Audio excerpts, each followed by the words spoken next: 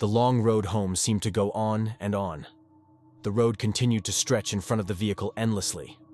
The light that shone through the branches of the tall green trees danced across the window in random patterns, and every once in a while, obnoxiously shining in your eyes.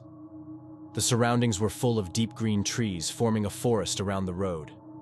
The only sound was the sound of the car's engine as it traveled down the path. It was peaceful and left a serene feeling. Although the ride seemed like a nice one, it lacked every form of nice from its two passengers.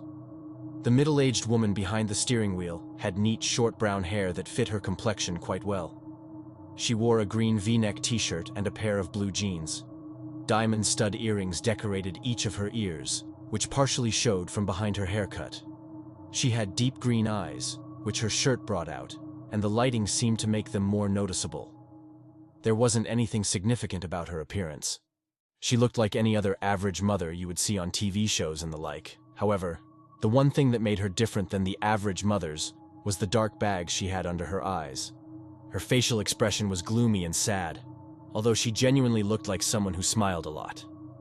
She would sniffle every once in a while and occasionally glance in the rearview mirror to look at her son in the back seat, who was hunched over partially, with his arms held tight around his chest and his head pressed against the cold window. The boy lacked any normal appearance, and anyone could plainly see there was something wrong with him. His messy brown hair went every which way, and the luminescent lighting brought out his pale, almost gray skin. His eyes were dark, unlike his mother's, and he wore a white t-shirt and scrub pants that had been provided for him by the hospital. The clothes he had worn before were so shredded and blood-stained that they weren't wearable anymore. The right side of his face bared a few cuts along with a split eyebrow. His right arm was bandaged all the way to the shoulder, which had been shredded when his right side hit the shattered glass. His injuries appeared to be painful, when in reality, he couldn't feel anything. This was just one of the glories of being him. One of the challenges he had to face while growing up was growing up with a rare disease that caused him to be completely numb towards pain. Never before had he felt himself get hurt. He could have lost an arm and felt nothing. The other major disorder he had faced, which was the one that deemed him many insulting nicknames in the short time he attended grade school before he switched to homeschooling, was his Tourette's syndrome, which caused him to tick and twitch in ways he couldn't control. He would crack his neck uncontrollably and twitch every once in a while. The kids would tease him and call him Ticci Toby, and they mocked him with exaggerated twitching and laughing. It got so bad he had to turn to homeschooling. It was too hard for him to be in a common learning environment with seemingly every kid poking, or more like stabbing, fun at him. Toby stared blankly out the window, his face empty of any emotion, and every few minutes his shoulder, arm, or foot would twitch. Every bump that the car tires hit would make his stomach turn. Toby Rogers was the boy's name, and the last time Toby remembered riding in a car was when it crashed. That's all he thought about, unconsciously replaying everything he remembered before he blacked out, over and over again. Toby had been the lucky one. His sister had not been so lucky. When the thought of sister came, he couldn't help the tears that welled up in his eyes. The horrible memories replayed in his mind. Her screaming that had cut off when the front of the car was smashed in. It all went blank for a moment before Toby opened his eyes to see his sister's body. Her forehead pierced with glass shards, her hips and legs crushed under the force of the steering wheel, and her torso pushed in from the too late inflated airbag. That was the last thing he had seen of his dear older sister. The road home continued on for what seemed like forever. It took so long to get home because his mom wanted to avoid the sight of the crash. When the surroundings gave way to a familiar neighborhood, they were both more than ready to get out of the car and step back into their own home. It was an older neighborhood with quaint little houses all next to each other. The car drove in front of a blue house with white window panes. They both quickly noticed the old vehicle that was parked in front of the house and the familiar figure that stood in the driveway. Toby felt automatic anger and frustration take over him at the sight of his father, who wasn't there. His mother pulled the car up in the driveway beside him before turning off the engine and preparing to step out and face her husband. "Why is he here?" Toby said quietly as he looked back at his mother, who reached to open the car door. "He's your father, Toby. He's here because he wants to see you." His mother responded in a monotone voice, trying to sound less shaky. yet couldn't drive up to the hospital to see Lyra before she died. Toby narrowed his eyes out the window. He was drunk that night, honey. He couldn't drive. Yeah, when is he not?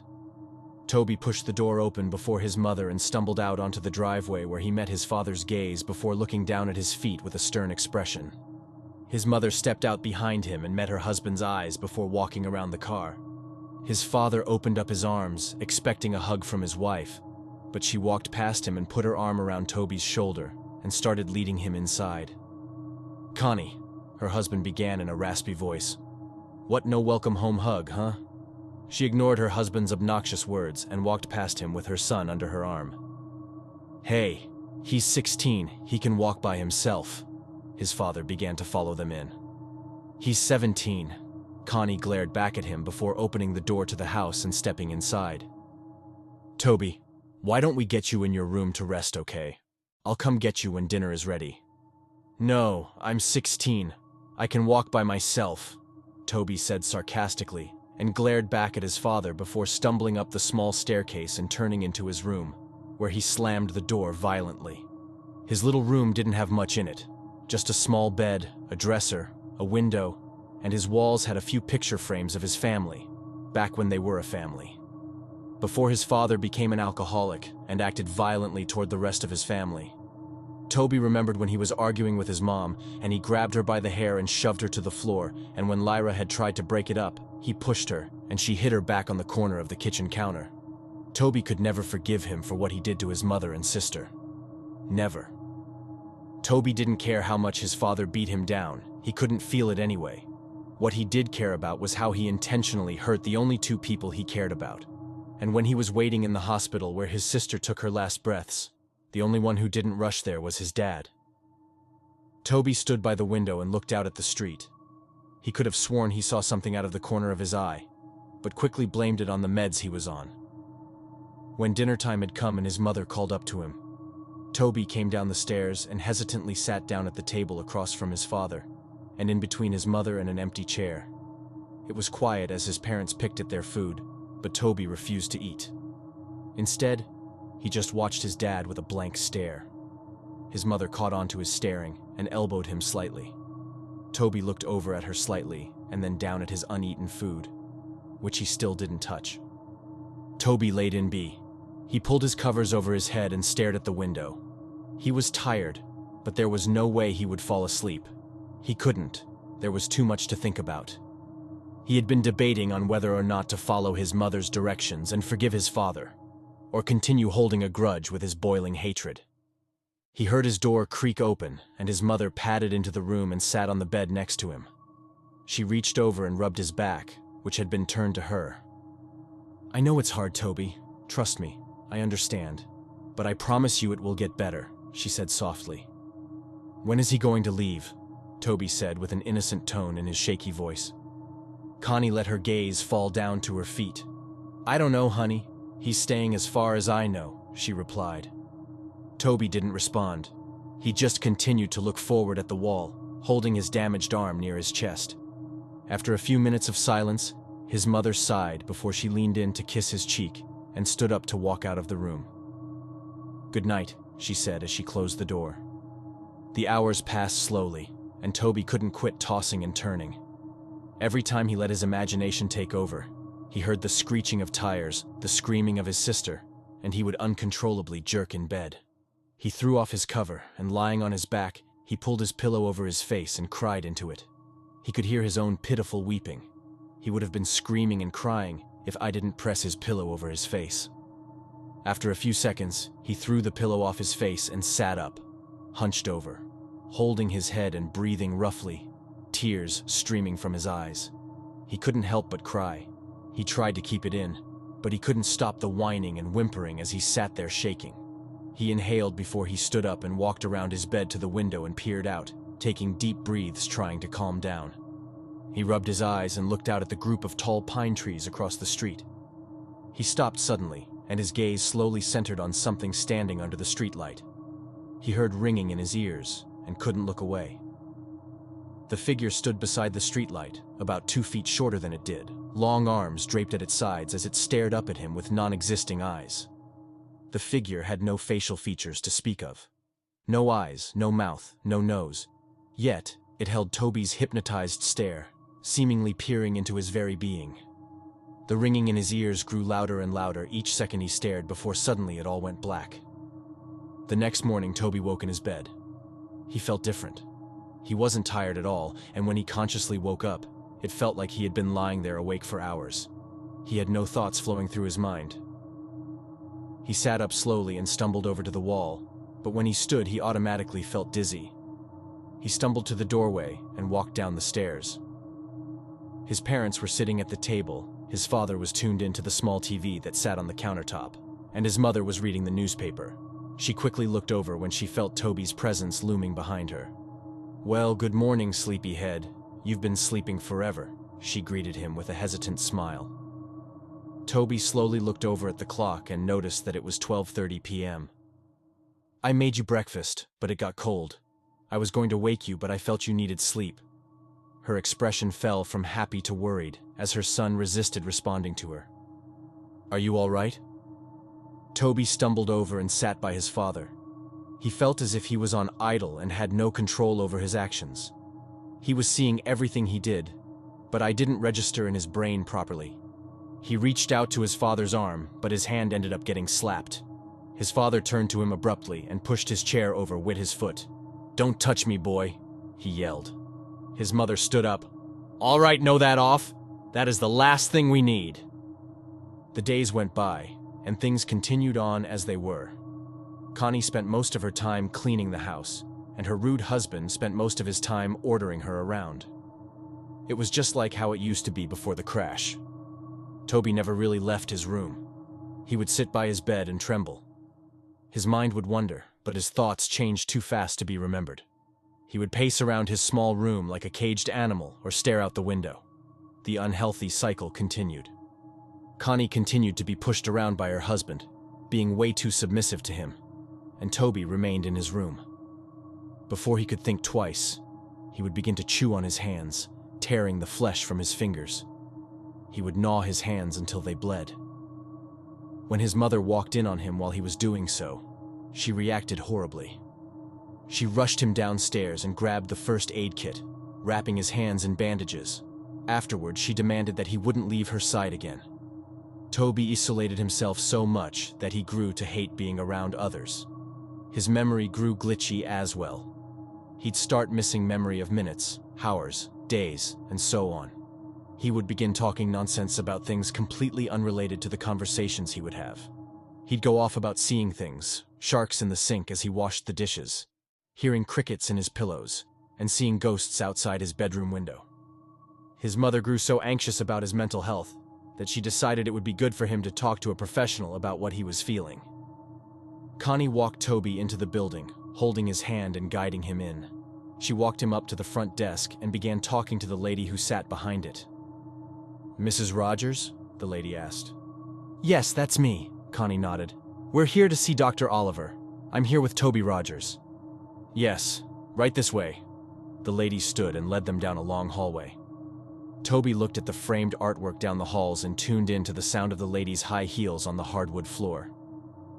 She opened the door to a room with a table and 2 chairs. "If we can get him to sit in here for a few minutes, I'll get the doctor." She smiled and held the door open. Toby stumbled into the room and sat down at the table. He looked over at his mother and the lady before the door slowly shut behind them. He looked around the room before he held up his tightly bandaged hands and began to bite at the bandages to unwrap his hands. But he was interrupted as the door swung open and a young woman in a black and spotted dress with light blonde hair stepped in, holding a clipboard and a pen. "Toby?" she asked with a smile. Toby looked up at her and nodded. "Nice to meet you, Toby. My name is Dr. Oliver." She put her hand out for him to shake, but hesitantly pulled away when she noticed his bandaged hands. "Oh." She smiled nervously before clearing her throat and sitting in the chair across the table from him. "So I'm going to ask you a few questions. Try to answer them as honestly as possible, okay?" She placed her clipboard down on the table. Toby nodded slowly and held his restrained hands in his lap. "How old are you, Toby?" 17, he responded quietly. She wrote that down on the paper that was clipped to the clipboard. What is your full name? Toby Aaron Rogers. When is your birthday? April 28th. Who is your immediate family? Toby paused for a minute before answering her question. My mom, my dad, and... He stopped. My sister. I heard about your sister, dear. I'm really sorry. Her expression faded into a sad, pity-filled look. Toby nodded. Do you remember anything from the crash, Toby? Toby looked away from her. His mind went blank for a moment. He looked down at his lap, and in the surrounding area, he heard a faint ringing sound. His eyes widened, and he froze in place. Toby? The counselor asked. Toby, are you listening? Toby felt a shiver go down his spine until he froze once again and slowly looked over out the little window through the door, where he saw it. A dark, featureless figure peering in at him. He stared, eyes widened, the ringing growing louder and louder until suddenly the loud voice of the counselor broke his trance. Toby! She yelled. Toby jumped and fell sideways out of his chair and backed up into the corner. Dr. Oliver stood up, holding her clipboard to her chest, a surprised look in her eyes. Toby met her eyes again, his breath hitching as he twitched. That night, Toby lay in bed. His eyes were dazed as he stared straight up at his ceiling. He could feel himself begin to doze off when he heard the scattering of footsteps down his hallway. He sat up and looked towards the doorway, his door wide open. There was no light. Everything was lit by the luminescent blue glow of the moon through his window, leaving a cold lighting. He stood up and slowly made his way toward the doorway when suddenly the door, which previously was wide open, slammed in his face. He gasped and fell back. He was out of breath when he hit the ground and he began breathing heavily, his eyes wide open. He waited for a few seconds before getting back on his feet. He reached out and grasped the cold door handle with his bandaged hand, and it creaked open. He looked out into the dark hallway and tiptoed out of his room. The window at the end of the hallway lit up the darkness with blue moonlight as he padded his way down. He could hear footsteps rustling around him, and faint giggling followed by the pitter-patter of small feet, which sounded like a child had run in front of him, giggling and running around. The hallway was a lot longer than he remembered. It seemed endless, like the ride home from the hospital. He heard the door creak in front of him. Mom, he called in a shaky voice. Suddenly a door slammed behind him, and he jumped and turned around. Behind him, he heard a long, eerie groan that sounded like croak right in his ear. He turned around as fast as he could, and was suddenly face to face with none other than his dead sister.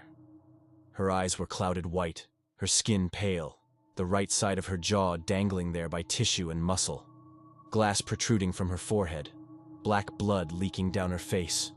Her blonde hair pulled up in a ponytail as it always was, and she was wearing her gray t-shirt and athlete shorts, which were dirty and spotted with blood. Her legs were bent in ways they shouldn't be. She stood emitting a long, croaking noise, only an inch away from Toby's face. Toby yelped and fell back. Ah! He started to crawl backward away from her, but he was unable to break the eye contact he held with her blank, dead eyes. He dragged himself backward until he backed up into something. He stopped for a second. Everything was dead silent except for his heavy breathing and crying. He slowly looked up to meet the blank face of a tall, dark figure, the same figure that stood over him now. Behind the tall, dark mass were rows of children looking to range from 3 to 10 years old, their eyes completely black, and dark black blood leaked from their eye sockets. He screamed and stood up as fast as he could, only to be tripped by dark black tendrils that wrapped around his ankle. He fell straight on his stomach and got the wind knocked out of him. He tried to scream, but he couldn't make a sound. He wheezed out before it all went black. Toby woke with a start. He screamed out and sat up as fast as he could, completely short of breath. He wheezed out and held his chest with his bandaged hands. It was just a dream. Just a dream. He lay back down on his bed and rolled over on his side. It felt like against weight had been lifted off his chest as he took in deep breaths. He stood up and padded over to his window. He saw nothing. Nobody was out there. No ghosts, no figures, nothing. He heard the rustling and coughing of his father outside the doorway. His door was closed. He walked over and opened it. Looking out into the hallway once again, he padded down the hallway and into the kitchen where he found his dad standing and having a smoke in their living room. Toby waited for a second and watched him from around the corner, before a burning feeling started deep in his chest. Deep, boiling anger overtook him. He heard the little imaginary voices in his head. "Do it, do it, do it," they chanted. He turned away and held his arms. He felt like he actually had control over himself, unlike he did for the past few weeks since he got home from the hospital. He actually had complete thoughts for just moments before the chanting of the little voices in his head clouded them. Kill him. He wasn't there. He wasn't there. Kill him, they continued on. Toby trembled. No, he wasn't going to do it. What, was he going crazy? No, he won't kill anyone. He can't. He hated his father, but there was no way he was going to kill him. That was it, the last thought he had before he fell into an idle state once again. The influence of the voices in his head was too much. He began to silently walk up behind his father. He reached over the counter to the knife in the case. He gripped it in his hand. He felt the sensation take over his chest. He let out a snicker. Heh, heh, heh, heh, heh, heh, heh, heh, ha, ha, ha, ha, ha, ha. He began laughing so hard he had to gasp for breath. His father turned around abruptly before he felt a brute force shove him to the floor. He grunted as the air was knocked out of him. What? He looked up at the boy who stood over him, grasping the kitchen knife in his hand. Toby, what are you doing? He went to sit up and put his arms out in front of him in self-defense, but before he knew it, Toby was on top of him. He went to grab his neck, but his father reached out and blocked his hand by grabbing onto his wrist. Stop! Get off of me, you little fucker! He yelled, and with his other hand he threw an off-center punch towards Toby's shoulder, but he didn't stop. The look in Toby's eyes was not sane. It looked as if a demon had taken control of him. He yelled back and went to stab the knife into his father's chest, but his father blocked him and grabbed onto his wrist once again.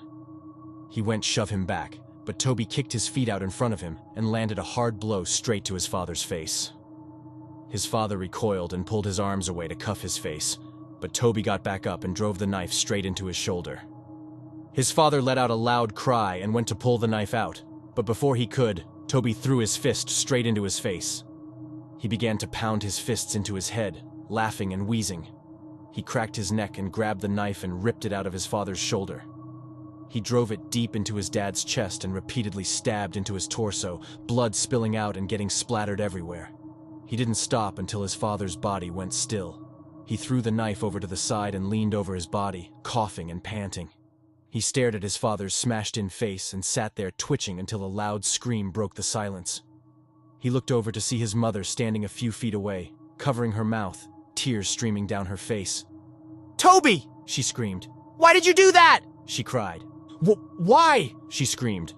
Toby stood up and began to back away from his father's bloody corpse. He began to back out of the kitchen. He looked down at the blood-soaked bandages on his hands and looked up at his mother one last time before he turned and ran out of the house. He ran into the garage and slammed his hand against the control panel on the wall and pushed the button to open the garage door. Before he ran out, he noticed his father's hatchets, which had been hanging on the tool rack above a table full of jars filled to the brim with old rusted nails and screws. One of the hatchets was new. It had a bright orange handle and a shiny blade, and the other was old with a wooden handle and an old, dull blade. He grabbed both and looked down at the table, and he saw a box of matches, and under the table was a red gasoline tank. He held both of the hatchets in one hand and grabbed to matches and gasoline before running out of the garage, down the driveway and up the street. As he approached the street light that he could see out his own bedroom window, he heard police sirens in the distance. He turned around and the red and blue flashing lights came rushing down the street. Toby stood for a second before he pulled open the cap on the gasoline tank and ran down the street, spilling gasoline all over the street after him. He turned and ran into the trees. He poured the last bit of gasoline out before he reached into his pocket and pulled out a match. He struck it against the box and immediately dropped it. In an instant, flames burst around him. The fire caught on the trees and bushes around him, and before he knew it, he was surrounded by fire. The silhouettes of police cars were visible through the flames as he backed away into the forest around him. He looked around, but his vision was blurred. His heart was pounding, and he closed his eyes for a moment. This was it. This was the end. Toby felt a hand on his shoulder. He opened his eyes and looked over to see a large white hand with long, bony fingers resting on his shoulder. He followed the arm that was attached to the hand up to a dark, towering figure. It appeared to be wearing a dark black suit, and its face was completely blank. It towered over Toby's small frame as it looked down on him. Tendrils reached out from its back. Before Toby knew it, his vision blurred, and he heard the sound of ringing in his ears. Everything went blank. That was it. That was the end. That was how Toby Rogers died. A few weeks later, Connie sat in her sister's kitchen. His sister Lori sat next to her drinking a cup of coffee. About 3 weeks ago, Connie lost her husband and her son, and a few weeks before, she had lost her daughter to a car crash.